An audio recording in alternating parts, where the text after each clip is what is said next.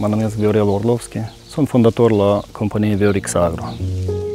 Suntem o companie care se ocupă cu producerea fructelor, mirelor, prunelor. Gestionăm 50 de hectare de livezi, între care 40 avem intensive. Pentru a fi o afacere bine pusă la punct, noi tot timpul căutăm parteneri de încredere.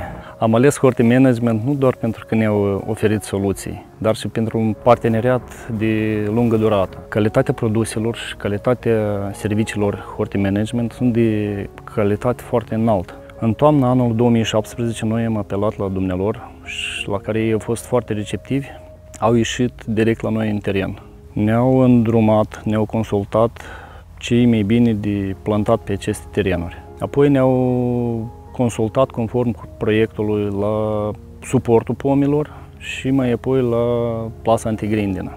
Acum noi dăm start la a 6-lea proiect de modernizare a livezii clasice în superintensive, la care tot conlucrăm mai departe cu Horti Management. Și cu mare încredere pot să recomand altor colegi care caută nu doar un furnizor bun, dar și un parteneriat cum este Horti Management.